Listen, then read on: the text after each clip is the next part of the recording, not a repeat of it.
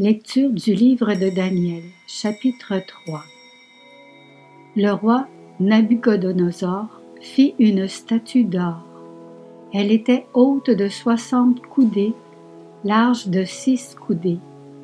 Il l'érigea dans la plaine de Doura, dans la province de Babylone. Le roi Nabuchodonosor fit rassembler les satrapes, les préfets, les gouverneurs, les conseillers, les trésoriers, les juges, les magistrats et tous les fonctionnaires des provinces pour qu'ils viennent à l'inauguration de la statue érigée par le roi Nabuchodonosor. Alors les satrapes, les préfets, les gouverneurs, les conseillers, les trésoriers, les juges, les magistrats et tous les fonctionnaires des provinces se rassemblèrent pour l'inauguration de la statue qu'avait érigée le roi Nabuchodonosor.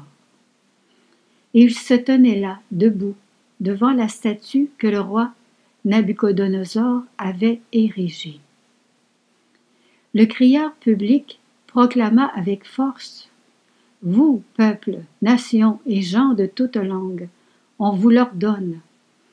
Quand vous entendrez le son du cor, de la flûte, de la cithare, de la harpe, de la lyre, de la cornemuse et de toutes les sortes d'instruments, vous vous prosternerez et vous adorerez la statue d'or que le roi Nabuchodonosor a érigée. Celui qui ne se prosternera pas et n'adorera pas sera jeté immédiatement au milieu d'une fournaise de feu ardent. » Alors, à l'instant même où tous entendirent le son du cor, de la flûte, de la cithare, de la harpe, de la lyre, de la cornemuse et de toutes les sortes d'instruments, tous les peuples, nations et gens de toutes langues se prosternèrent et adorèrent la statue d'or que le roi Nabuchodonosor avait érigée. Là-dessus, à ce moment, des devins s'approchèrent pour dénoncer les Juifs. Prenant la parole, ils dirent à Nabuchodonosor : « Ô roi, puisses-tu vivre à jamais ? Toi, ô roi, tu as ordonné que tout homme qui entendrait le son du cor, de la flûte, de la cithare, de la harpe, de la lyre, de la cornemuse et de toutes les sortes d'instruments se prosternerait pour adorer la statue d'or. Celui qui ne se prosternerait pas et n'adorerait pas serait jeté au milieu d'une fournaise de feu ardent. Tu as confié l'administration de la province de Babylone à des Juifs, Sidrac, Misac et Abdenago. Eh bien, ô roi, ces hommes n'ont pas tenu compte de toi, ils ne servent pas tes dieux, ils n'adorent pas la statue d'or que tu as érigée. » Alors Nabuchodonosor, pris d'une violente colère, ordonna qu'on lui amène Sidrac, Misac et Abdenago. Et ces hommes furent amenés devant le roi. Le roi Nabuchodonosor leur parla ainsi : « Est-il vrai, Sidrac, Misac et Abdenago, que vous refusez de servir mes dieux et d'adorer la statue d'or que j'ai fait ériger?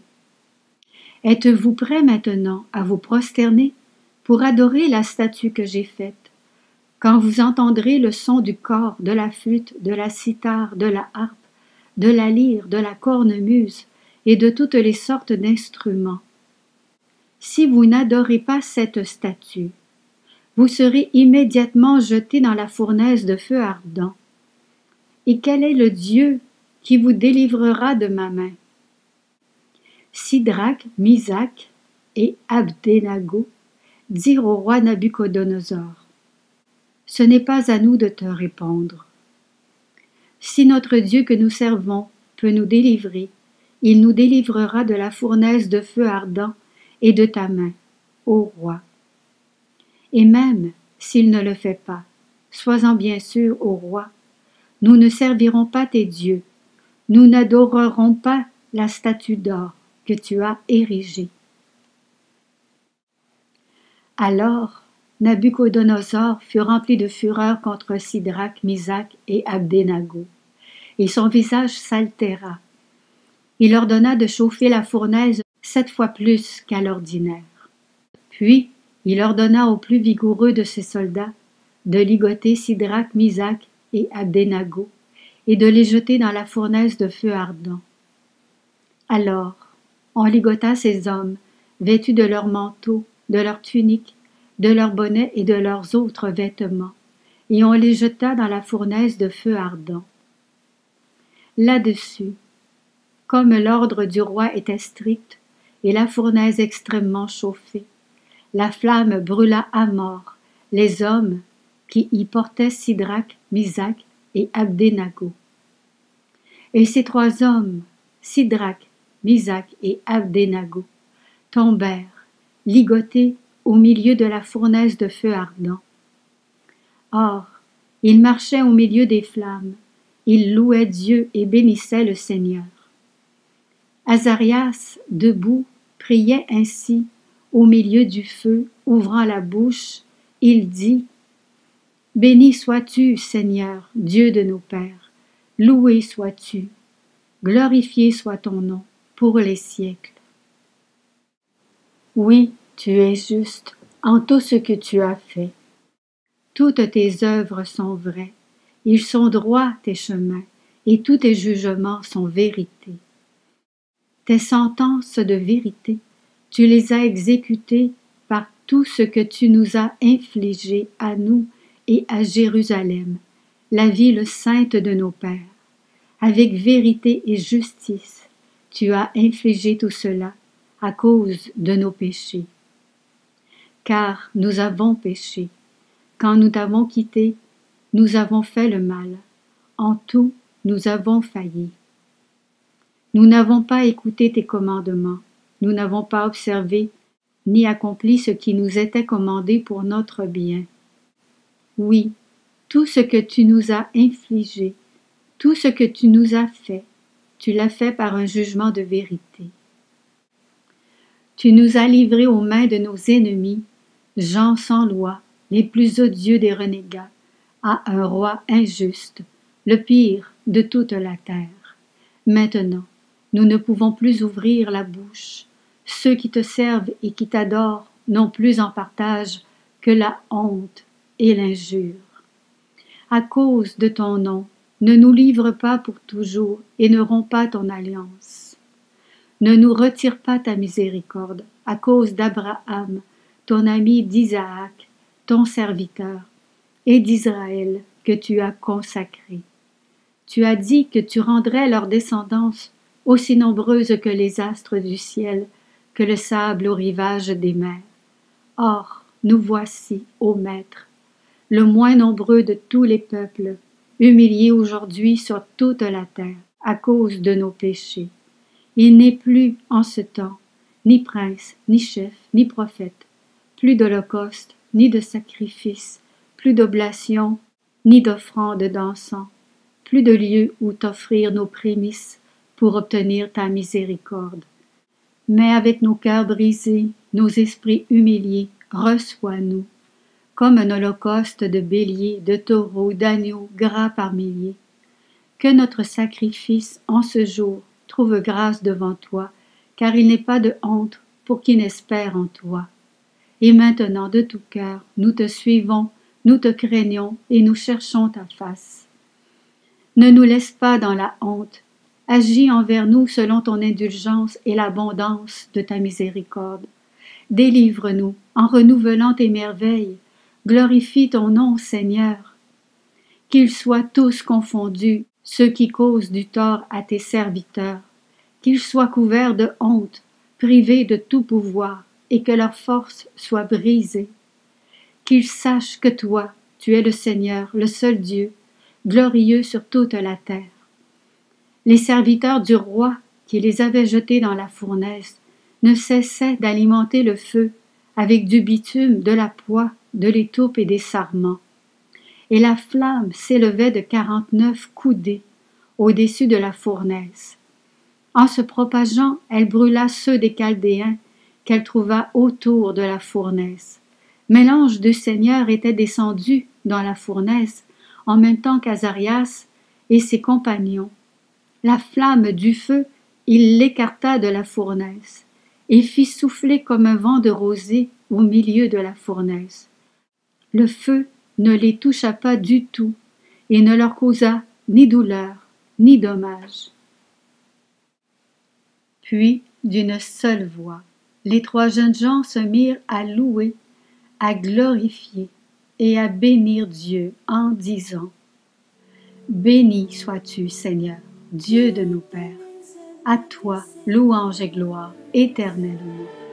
Béni soit le nom très saint de ta gloire, à toi louange et gloire éternellement. Béni sois-tu dans ton saint temple de gloire, à toi louange et gloire éternellement. Béni sois-tu sur le trône de ton règne, à toi louange et gloire éternellement. Béni sois-tu, toi qui sondes les abîmes, à toi louange et gloire éternellement.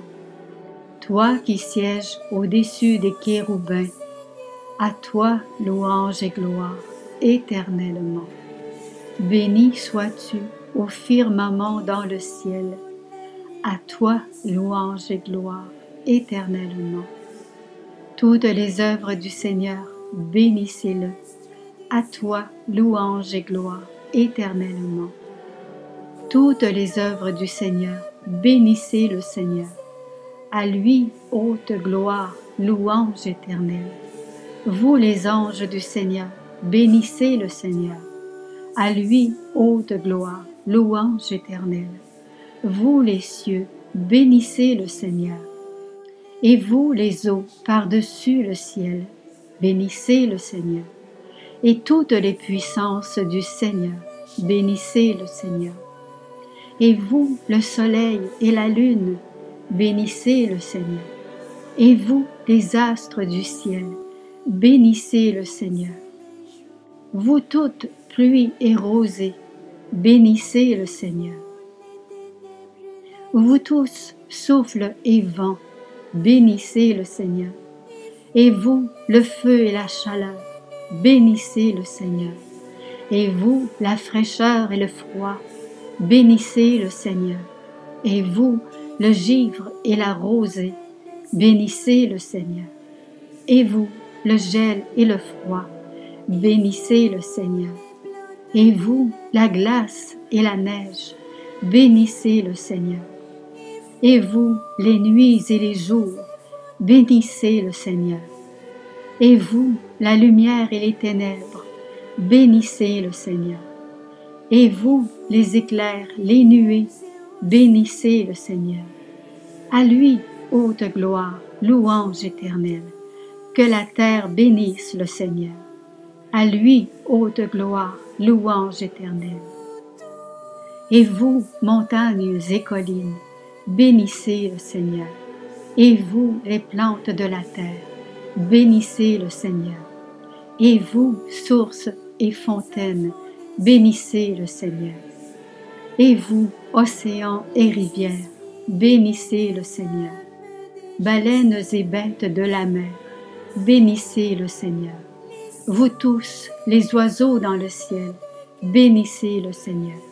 Vous tous, fauves et troupeaux, bénissez le Seigneur. À lui, haute gloire, louange éternelle. Et vous, les enfants des hommes, bénissez le Seigneur. À lui, haute gloire, louange éternelle. Toi, Israël, bénis le Seigneur. Et vous, les prêtres, bénissez le Seigneur. Vous, ses serviteurs, bénissez le Seigneur. Les esprits et les âmes des justes, bénissez le Seigneur. Les saints et les humbles de cœur, bénissez le Seigneur. Ananias, Azarias et Misaël, bénissez le Seigneur. À lui, haute gloire, louange éternelle. Il nous a délivrés des enfers, sauvés du pouvoir de la mort. Il nous a tirés de la fournaise ardente, retirés du milieu du feu. Rendez grâce au Seigneur, il est bon, éternel est son amour. Vous tous qui adorez le Seigneur, bénissez le Dieu des dieux, chantez et rendez grâce, éternel est son amour. Alors, le roi Nabuchodonosor fut stupéfait. Il se leva précipitamment et dit à ses conseillers, « Nous avons bien jeté 3 hommes ligotés au milieu du feu. » Ils répondirent, « Assurément, ô roi. » Il reprit, « Eh bien, moi, je vois 4 hommes qui se promènent librement au milieu du feu. Ils sont parfaitement indemnes, et le 4e ressemble à un être divin. » Alors Nabuchodonosor s'approcha de l'ouverture de la fournaise de feu ardent. Il appela Sidrac, Misac et Abdenago, serviteurs du Dieu très haut, sortez et venez ici. Alors Sidrac, Misac et Abdenago sortirent du milieu du feu. Les satrapes, les préfets, les gouverneurs et les conseillers du roi, s'étant rassemblés, regardèrent ces hommes. Le feu n'avait pas eu de pouvoir sur leur corps, leurs cheveux n'avaient pas été brûlés, leurs manteaux n'avaient pas été abîmés, et l'odeur de feu ne les avait pas imprégnés. Et Nabuchodonosor s'écria, « Béni soit le Dieu de Sidrac, Misac et Abdenago, qui a envoyé son ange et délivré ses serviteurs. Ils ont mis leur confiance en lui et ils ont désobéi à l'ordre du roi. Ils ont livré leur corps plutôt que de servir et d'adorer un autre Dieu que leur Dieu. Voici que j'ordonne à tous les peuples, nations et gens de toute langue. Si quelqu'un parle avec insolence du Dieu de Sidrac, Misac et Abdenago, qu'il soit mis en pièces et sa maison transformée en décombres, car aucun autre Dieu ne peut délivrer de cette manière. » Et le roi assura la prospérité de Sidrac, Misac et Abdenago dans la province de Babylone. De Nabuchodonosor, le roi, à tous les peuples, nations et gens de toute langue qui habitent sur toute la terre, paix en abondance. Je veux faire connaître les signes et les merveilles que le Dieu très haut a fait pour moi. Ces signes, comme ils sont grands, ces merveilles, comme elles sont puissantes, son royaume est un royaume éternel, son pouvoir s'étend d'âge en âge.